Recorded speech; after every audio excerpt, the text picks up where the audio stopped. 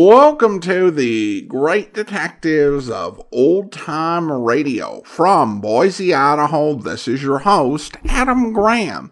If you have a comment, email it to me, box13 at greatdetectives.net. Check us out on Instagram, instagram.com/greatdetectives, and follow us on Twitter at Radio Detectives. Today's program is brought to you in part by the financial support of our listeners. You can support the show on a one-time basis, support.greatdetectives.net, or become one of our ongoing Patreon supporters for as little as $2 per month. Just go to patreon.greatdetectives.net.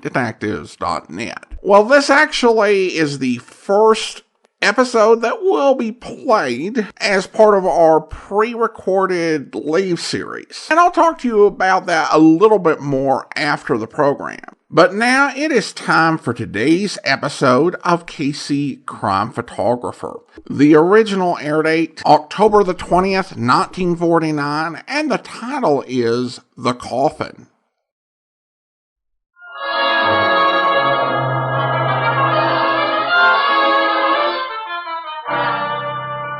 Good evening. This is Ken Roberts inviting you to listen to another adventure of Casey, crime photographer. Ace cameraman who covers the crime news of a great city. Our adventure for tonight, The Coffin.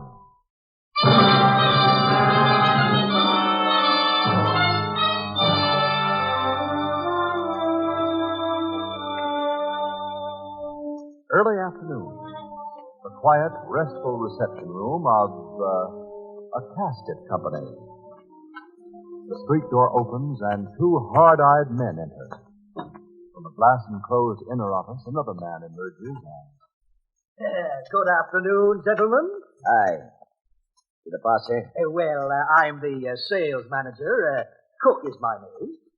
Cook? That's a hot name for a coffin salesman. Ain't it, Cook? Yes, so I'm often told. You want to see some samples of your product? Want to buy a car? You are a mortician, of course? What? He makes undertakers. No, Cookie. I'm no undertaker. Oh, well, I'm sorry, but we sell only to the trade. You mean a guy's got to be an undertaker in order to buy one of your plush line boxes? That's our rule. Rules are made to be busted, mister. I want a coffin. I got the dough to pay for it. Show me one of your fanciest models. I want the guy I'm buying it for to have the best. After he's dead. So when a guy gets off, you'll own the thing. He said it. You want a casket for somebody who isn't yet dead? He isn't even sick yet. I don't understand. You don't have to. Just show us your box. Yes, but... First, I'll give you the name and address of the guy you're to send it to. He's Nick Maddox. Yeah, Nick Maddox? And he lives in the Manor Hall apartment. Nick Maddox is the notorious gang leader. Of course. It's just believes what he reads in the newspaper. Yeah, it seems that way, mate. Look, don't fall for that cheap publicity stuff, Cookie. Yeah, he has no professional standard. They're like the boss of the police. Our boss is the real crook. He's Andy Grallo. You're Andrew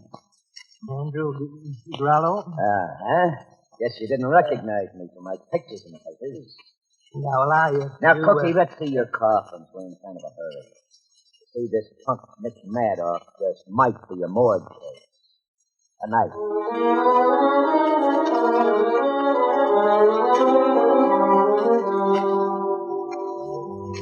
Well, Miss Williams, this coffin salesman Cook knew Andy Growler's reputation, so he took little Andy in his hood back into the display room and let him pick out a silver-plated slumber box, which Andy paid for, cash on the line. And as soon as the mobsters were gone, Cook phoned the nearest precinct station and was sent here to headquarters, where I heard his story in person. And it's a front page story, Captain Logan. Which this lug is probably given to all the papers in it. I haven't given it to any paper, Casey, including yours. Including ours. What I've just told you to is off the record for the time being. Oh, Captain. Oh, now look here, Off pal. the record, I said. I'm not going to have any press break on this until I'm sure what it's all about. Well, it's easy enough to figure what it's all about. There's been a long-standing feud between Andy Grollo and Nick Maddox, and now it's come to a head, and Grollo's planning to remove Maddox. No, it isn't that easy to figure, Miss Williams. No, I'll say it isn't.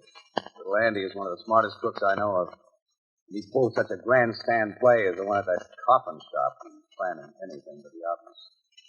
Well, Logan, what did you do when you heard the story, huh? I had to do the obvious for my own protection. You ordered your cops to make a roundup of Andy and his mob. Sure. And so far, we've pulled in every known member of the gang except Andy and the gorilla who went with him to that casket sales room.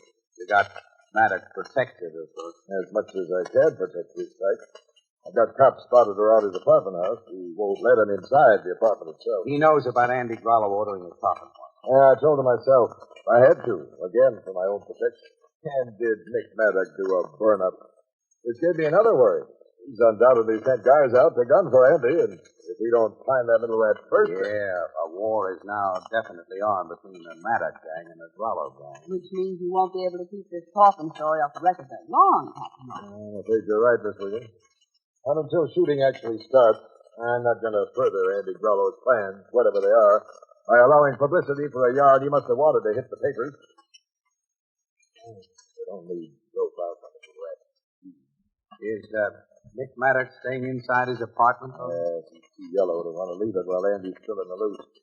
He's safely locked in with half a dozen of his muscle men and that gal friend of his, Ines Kelly. Well, she'll be his best defender. That Inez is really tough. But effective, though, Annie. A poker shooting this bundle of tenement jobs. Oh, Well, if you ask me... Excuse me. Homicide Bureau, Captain Logan. Yes, ma'am. No, we haven't found Grollo yet. Now, we picked up everybody but him and put Larkin. That's right. Larkin was with him at that casket place. But don't worry, we'll get him soon. Yeah, I can tell you're not worried. I'll sit tight. Goodbye. Maddox worried, huh? I do. And he's glad to have our cops around him when his hide's in danger. He says he'll be... Come in. We've got Andy Grollo and the last of his gorillas, Captain. You have? Yeah. Just walked into the front desk here, sir. Said they heard they were wanted. So they just walked in. Bring him here to me. Yes, sir. That's that, Logan. your worries are over for a while. I'm not so sure of that. I don't like any part of this business. Well, at least Maddox won't become a morgue case tonight, as Grollo hinted to that coffin salesman. Grollo and his hoods are going to be guests here for some time. Inside, you fellas. Thank you, Badger. Good evening, Captain. Hello, Grollo. Well. Miss Williams, my old pal Casey, my brother. You folks know Foots Larkin? He's a business associate. Cut the comedy, Grollo. What was the big idea of that coffin gag you pulled this afternoon? What? You heard about that little joke of mine, Captain? It was a joke, huh? Well, what else did you think it was? There's no idea that news got around so fast that you put. No. Oh, gee, I hope now Miss Maddox ain't heard about it. But a joke will be ruined to feel. Your act isn't funny, and I'm not laughing. Sergeant, we'll take these jokers into the boiler room where they can do their stuff under spotlight. Maybe we can improve their brand of humor. All right, come on. Now, look here, Captain. You Get come on. going. I'll see you later, Miss Williams. Yeah. Well, Annie, let's be on our way. May as well go back to the office. We're calling on Nick Maddox. Maddox? Yep, right now. I have a hunch. Little handy joke that's too well planned. Miss. Well, what's the point of the joke? Come on. At Nick Maddox's apartment, we may find the point.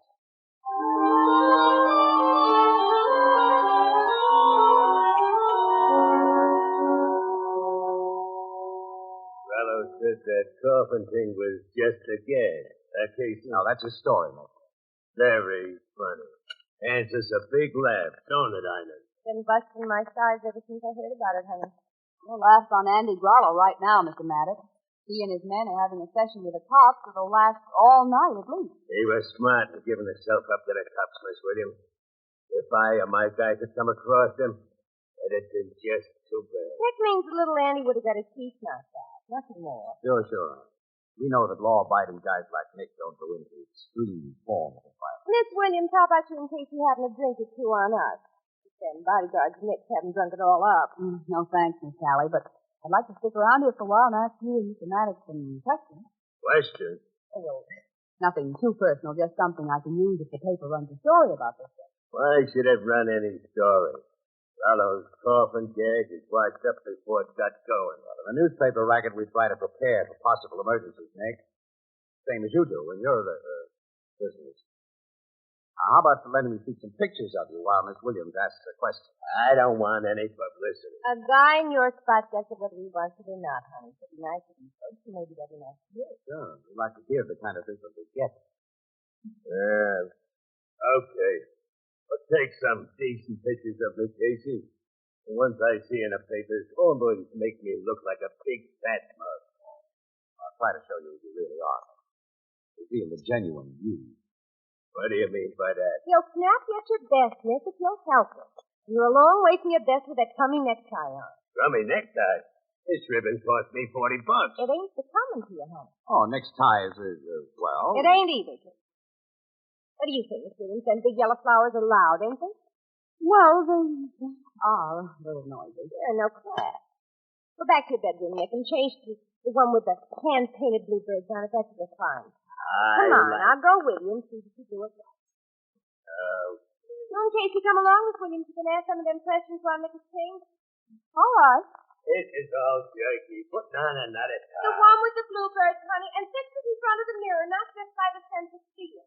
I'm standing right here at the door to watch you do it correct. You say, give me a face. One way or another. All right, you are. Don't get this gal ideas, That's the same idea. You've been brought up the way I was. Where were you brought up, Miss Sally? That's one of the questions I wanted to ask. Dirty, lousy mill town. My old man was a mill worker. We did. It's so poor us kids. If we work as soon as our fingers were big enough to pluck at a loom. You see, I'm not one of those gals that tries to kick folks, but I come from a fine old place. Hey, that shot! He's got Nick. He's fallen. He was shot from my window. Keep away from that window, Inez. Whoever shot Nick may grill you. Out there. Inez! And then don't you go to that window, Casey. Let me go. No. Let's see the gun, Casey. He's getting away over the roof. Get out of the way. Let me look. Right. Long as there's the rope ladder to use. See that? What happened here? Hey, the car. Bodyguards you must have turned out to be. The guy that shot Nick is on the roof. Get up there, all of you, and head him off. All right, come on, you guys. Let's go. Casey. Is Nick dead? Afraid Inez is ready.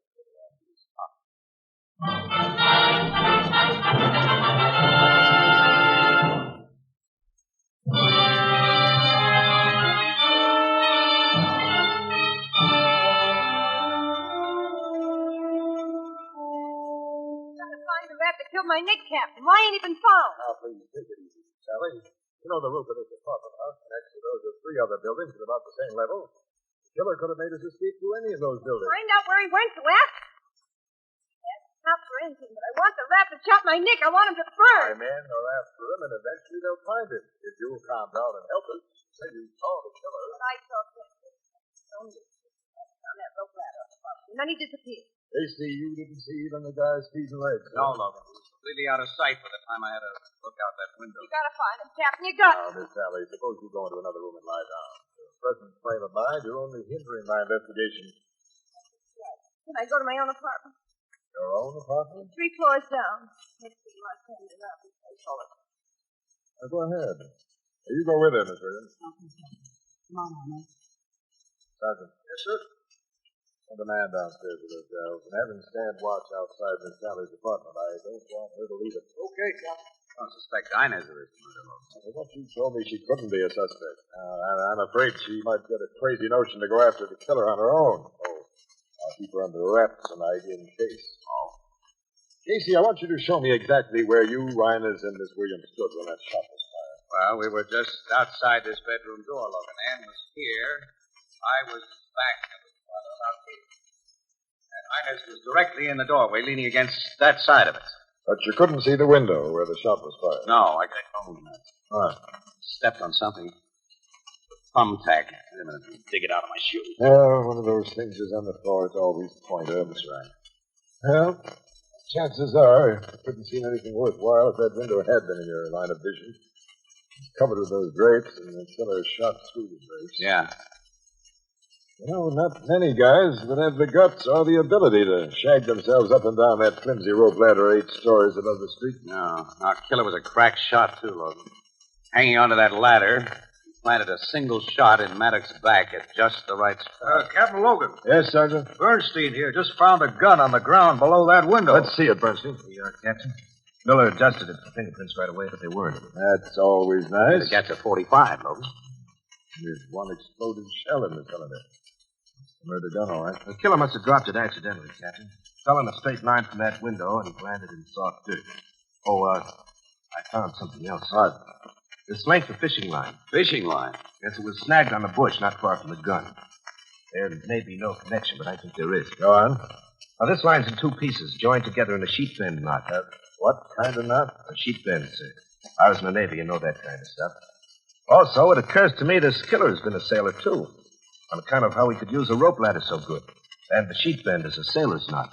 There is a connection. Logan, the killer may have used this fishing line to hang the gun from around his neck while he used both hands to come down the ladder. That way he wouldn't have to dig into a pocket for it. Yeah. And going up the ladder in a big hurry, he could have snagged the line and torn it loose.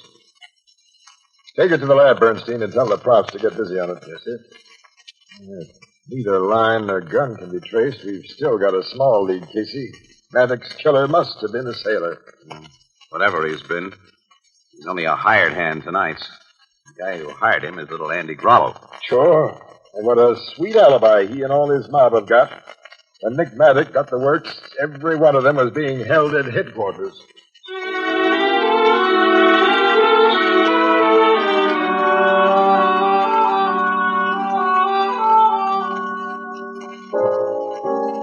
Captain Logan still ain't got nowheres on Nick Maddox's murder, huh, Casey? Nope, nowhere at all, Ethelbert. Gee, and it happened almost 2 weeks ago. I thought with all the swell clues the cops had, it'd be solved in a couple of days. What swell clues did the cops have? Well, to begin with, they knew Andy Grollo must have planned it and hired the actual killer. You've got to do more than know a thing when you charge a man with murder, Ethelbert. The law demands proof. That's why his attorneys were able to spring him out of jail only a few days after Maddox's funeral. How about that fish line, the gun, and the rope ladder? No, they haven't been traced to the person who used them. Maybe they never will be. And millions of men have been sailors. And finding the sailor who used that rope ladder and who tied the knot in that fishing line, well, looking for a needle in that old haystack is easy by comparison. I never thought too much of that sailor idea, Miss Williams. You know, when I tie a couple of pieces of string together, I loop what you call a sheet bend as a matter of habit. But you? Mm-hmm. You've never been a sailor, Ethelbert? Me, a sailor? Oh, goodness, no. Well, then... But my old lady used to do fancy work on a loom when I was a kid. She taught me how to weave, too. And what sailors call a sheet bend is exactly the same as a weaver's knot. Wait a minute, a weaver's knot? Uh-huh. Well, why didn't you tell me that before? Did you ask me? Annie, come on. Let's get over to the office. Huh? I want a good look at the pictures I took in Maddox's bedroom right after he was shot.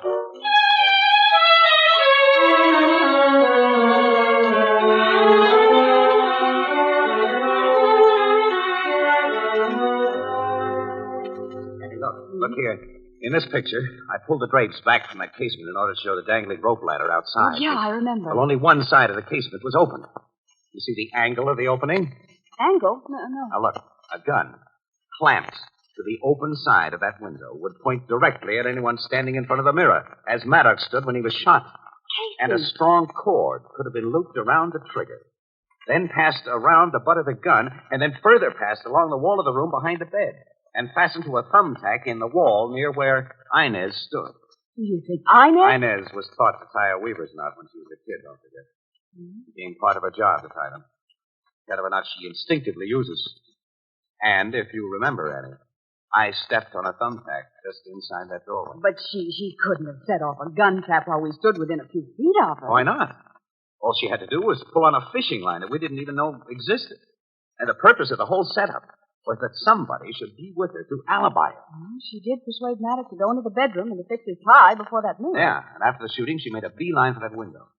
Before I got there, she had time to loosen the spring clamp and stuff it inside her dress. Well, naturally, the gun fell, carrying the fish line with it. And the line, only looped around the trigger, naturally, would fall free of it. Well, but Casey, that rope ladder. It was never used. It was hung from the roof simply as a red herring.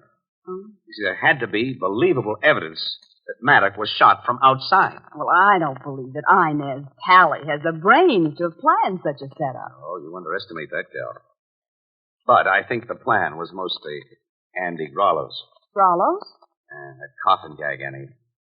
It wasn't pure coincidence that he got himself and his entire mob a perfect alibi on the night Maddox was killed. Oh, no. Never kidded ourselves about that. But instead of hiring a killer, as we thought, someone who wasn't a regular member of his gang, he had an inside track on Maddox's girlfriend. And she double-crossed Maddox because Grollo has more money, more brains, and better look. Or maybe simply because she didn't like Nick's taste in neckties. I don't know. Female motives are anybody's guess. Huh. Well, how are you going to prove your pretty theory? Annie, Inez may have something in her apartment that'll tie her up with Andy Grollo. And, of course, you prefer to search your apartment without police assistance. Well, remember, Annie, exclusives earn bonuses for poor newspaper stiffs like us, and Christmas isn't too far away. Mm-hmm. Well, I've been in Inez's apartment, and the locks on her door should be easy for an accomplished housebreaker like yourself. Mm-hmm. Shall we, Miss Williams? Tonight, Mr. Casey.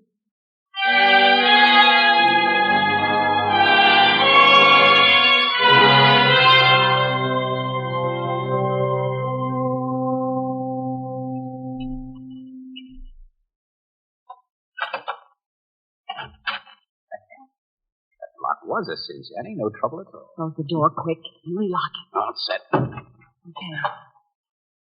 Now, where we begin? In her bedroom. Look for a clamp. Might have held that gun.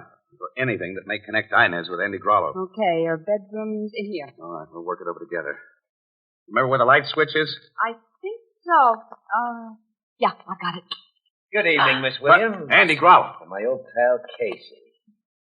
Well, the surprise is on me as well as you. Oh, well, that's nice to know. When I did left you... myself in that front door right after Inez left. You see, I'd been casing her movements from the hall instead of down on the street due to, well, I wanted to search her place, too. So you'd made a start before we interrupted.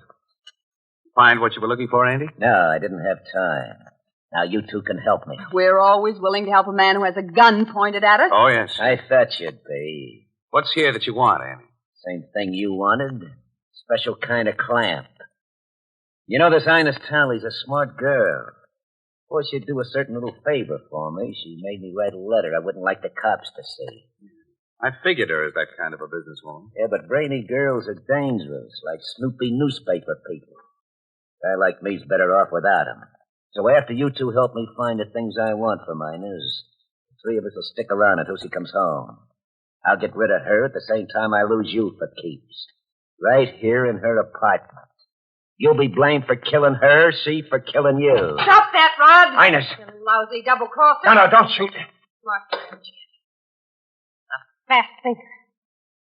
Try to think your way out of this, you poor sap. I saw you watching my apartment from across the hall. You wouldn't have found what you wanted. I got them things put away in a safer place than this was. But I've caught you, these newspapers, just robbing my apartment. I got a right to shoot all of you, and that's just what I'm going to do. No, Don't reach for that gun! Casey! We shot each other, Casey.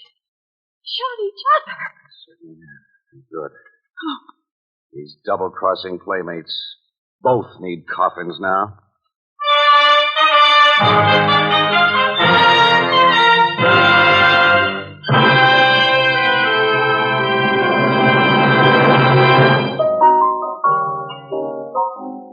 Say, Miss Williams, did the cops find what Andy Grollo was looking for in Inez's apartment? Mm-hmm. In a safety deposit vault, she had a letter he'd written that would have incriminated him plenty in the Maddox murder. Why did a smart guy like him let her have so much on him? Well, he thought he was smarter than he was, apparently, Ethelbert. Andy met her very stiff terms because he was sure he could double-cross her, you see, and get everything back. Well, what was her big motive in playing along with Andy Grollo? Love, money, revenge, or just... No, we'll never know, really. And female motives are anybody's guess. See, Miss Williams, you called me a skinker the other day. What's a skinker? Yeah, Annie, you know, I looked it up, and the only definition I could find was a kind of lizard. I'm no lizard. Well, you didn't look far enough. In the big dictionary, you'll find it also means one who pours drinks. Oh, so I am a skinker. But that sounds like...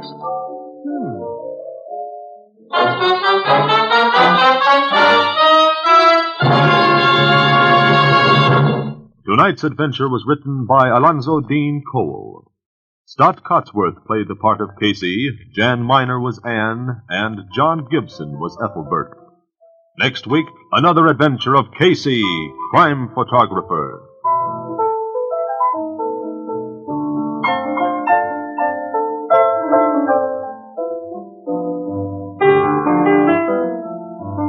This is the United States Armed Forces Radio Service, the voice of information and education.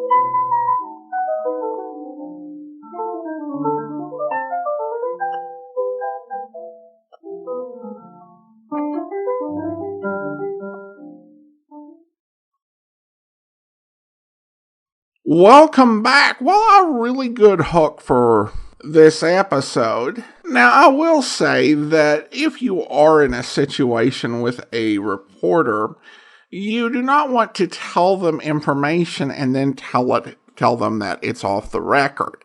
That's generally not a good way to do things, because you want to have their assurances, the information that you are telling them, is going to be off the record. Because if you tell them the information first without that qualification, they can honor your request or not. Well, since it was Anne and Casey and they have a good working relationship, Logan got away with it. All he did was kind of disappoint them. I did have a little bit of a sense of who the murderer might be, though I kind of let Captain Logan, of all people, talk me out of it with his thought that he was concerned that she might go after the killer on her own. I found it really suspicious that she was essentially positioning him where he was killed. Now, I do have some concerns with the not so much with Ethelbert providing the key clue, because that happens a lot. But I think it's one thing when Ethelbert provides the key clue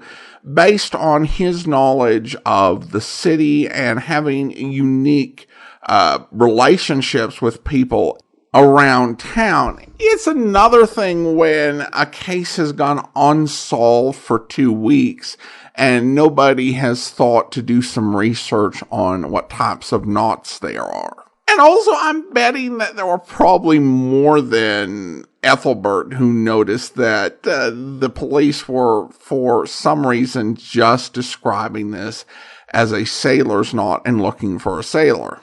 Now, I don't agree with Casey that the motives women have are somehow unfathomable. I think the typical motives in this case would be something like power, money, or love, which are all very basic motives. I would kind of lean towards love or passion just because of the way she came back and was so angry. I think she would have handled it differently if she was approaching it as kind of a business situation. Though then again, some people really do get worked up about business stuff too, so It's just that she died before she could say what her specific motive was. I should also say that the word that Anne called Ethelbert had a relatively innocent meaning in 1949, but as Dr. Joe Webb said over at Blue Note Bulletin,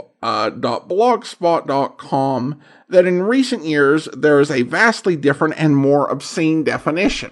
So I don't worry about having it in the podcast. It's kind of obscure. I'd never heard it in any context, but yeah, just don't go around town calling people that. So, and we'll be good. All right, well, now I do want to go ahead and address what's going on with the podcast. I probably discussed this on the last program, but we are taking a break from recording the podcast live to focus on family with my wife's pregnancy. And so I pre-recorded ahead 8 weeks worth of programs. I did not actually set out to pre-record that many, but I started my recordings about 1 week later than I intended. So in order to get the full time frame, I had to take an extra week. So I've recorded, this is the first one you're hearing, but I've recorded the vast majority of them already, going back to September 2021. Now, the big difference is we're not going to have any listener comments and feedback, which will definitely be missed on the podcast. But we'll continue to thank Patreon supporters of the day, although